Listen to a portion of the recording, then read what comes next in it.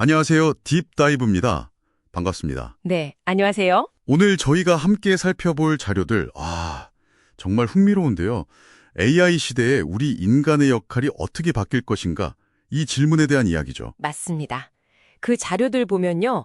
더 이상 우리가 도구 만드는 인간, 호모 파베르나 아니면 놀이하는 인간, 호모 루덴스가 아니라 네. 이제는 호모 아키텍투스, 그러니까 설계하는 인간이 되어야 한다. 이런 주장을 하고 있죠. 호모 아키텍투스, 설계하는 인간이라 좀 더 설명해 주시겠어요? 단순히 기술을 잘 쓴다는 의미는 아닌 것 같은데요. 네, 그 이상입니다. 예를 들어 건축가가 건물을 지을 때 그냥 건물만 뚝딱 짓는 게 아니잖아요. 주변 환경과의 조화, 또 거기 살 사람들에게 미칠 영향까지 다 고려하죠. 그렇죠. 그것처럼 우리도 이제 AI 기술을 가지고 사회 구조나 규칙, 심지어는 지능의 미래까지도 아주 능동적으로 설계해야 한다는 겁니다. 와, 정말 거대한 관점이네요. 그럼 이번 딥다이브의 미션은 이 호모 아키텍투스 관점에서 AI가 우리 일이나 학습, 문화에 미치는 영향을 보고 또 도전 과제는 뭔지, 그래서 당신에게 필요한 역량은 무엇일지 이걸 파헤쳐보는 거겠군요. 네, 맞습니다. 당신이 이 시대를 어떻게 주도수적으로 설계할 수 있을지 그 방향을 같이 찾아보는 거죠. 좋습니다. 그럼 왜 하필 지금 호모 아키텍투스가 중요해졌을까요? 과거 인류가 동굴이나 집 같은 물리적 환경을 만들었다면 이제는 눈에 보이지 않는 코드로 문명 자체를 설계해야 한다는 건가요? 정확합니다. 과거의 건축이 우리를 추위나 맹수 같은 물리적 위협에서 지켜줬다면 이제 우리가 하는 설계는 좀 달라요. 알고리즘의 예측 불가능성이라든지 데이터 편향 같은 이런 새로운 위험 속에서 인간적 가치를 지키고 발전시키는 거죠. 아, 훨씬 더 적극적인 개념이군요. 네, 인류 진화의 어떤 새로운 단계라고 볼 수 있습니다. 그렇군요. 그럼 이 새로운 단계가 구체적으로 사회 경제적으로는 어떤 변화를 가져올까요? 당장 일자리 걱정하시는 분들 많잖아요. 골드만삭스나 IMF 같은 곳에서는 전 세계 일자리의 한 40% 정도가 영향받을 수 있다. 이런 예측도 있었고요. 네, 그런 수치들이 있죠. 근데 자료들을 좀 더 깊이 보면요, 흥미로운 부분이 있어요. 일자리가 그냥 사라진다기보다는 AI가 인간 업무를 보완하면서 오히려 생산성을 크게 높일 거라는 전망이 더 우세하다는 거죠. 아, 보안이요? 네. 실제로 골드만삭스는 AI 덕분에 2030년까지 세계 GDP가 무려 7%나 증가할 수 있다고 봤어요. 7%나요? 대단하네요. 그렇죠. 물론 여기서 중요한 질문이 생기죠. 이 늘어난 부를 과연 어떻게 공정하게 나눌 것인가? 이것도 우리가 설계해야 할 아주 중요한 문제고요. 그렇겠네요. 분배의 문제. 네.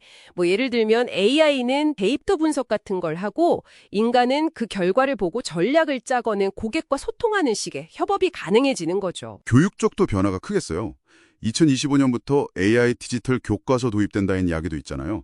이게 도입되면 정말 획일적인 교육에서 벗어나서 개인 맞춤 학습이 가능해질까요? 네, 그럴 가능성이 아주 높습니다. AI 기반 에듀테크가 그런 방향으로 가고 있고요.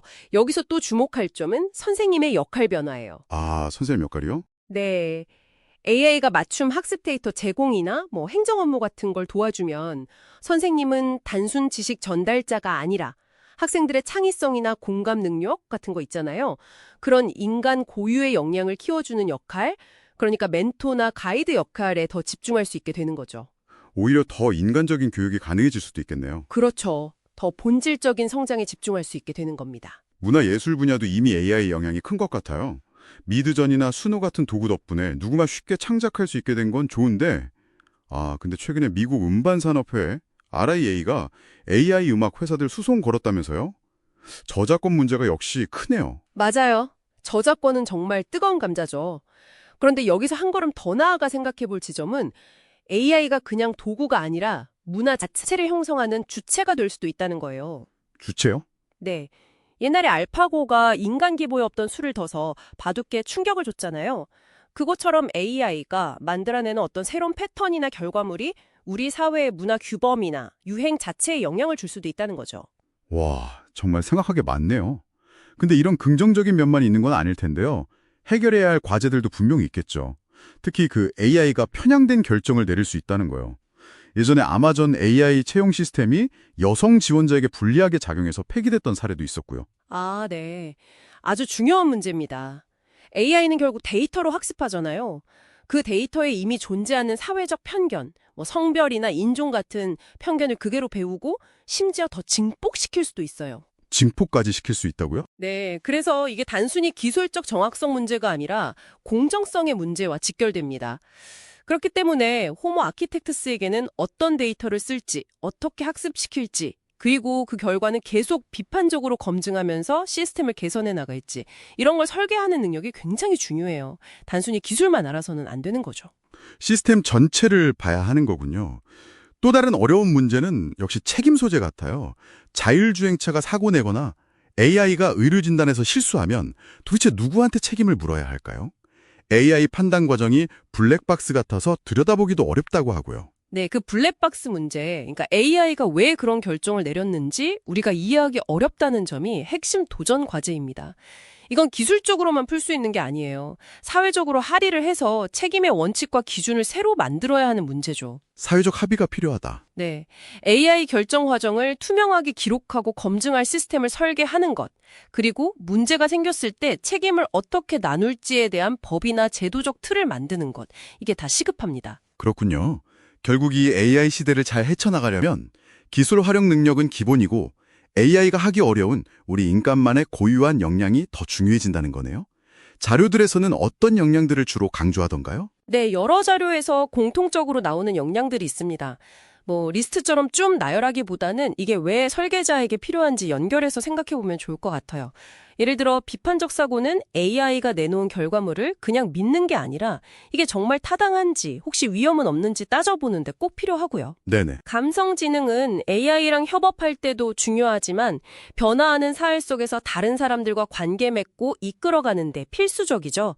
여기에 창의성, 적응성, 디지털 리터러시, 그리고 정말 중요한 평생학습 능력이 더해집니다. 평생 학습 능력? 네, 계속 배워야 하는 거죠.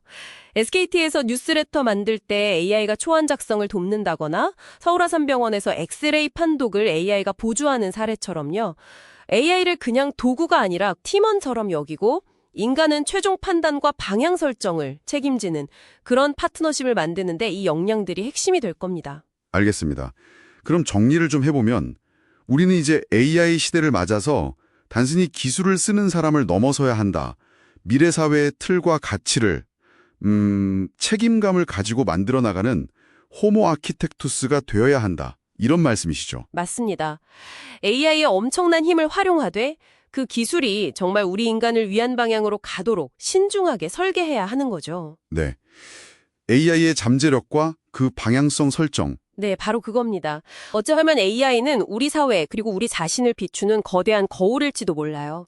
이 기술 앞에서 우리는 어떤 존재가 될 것인가, 또 어떤 가치를 지켜나갈 것인가, 이런 근본적인 질문을 스스로에게 던져봐야 할 때인 거죠. 그렇군요. 자, 이제 이 딥 다이브를 마무리하면서 당신께 질문 하나를 던져봅니다.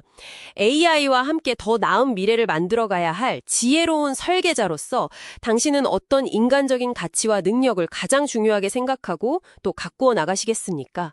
이 질문에 대한 답을 한번 곰곰이 생각해 보시는 시간이 되셨으면 합니다.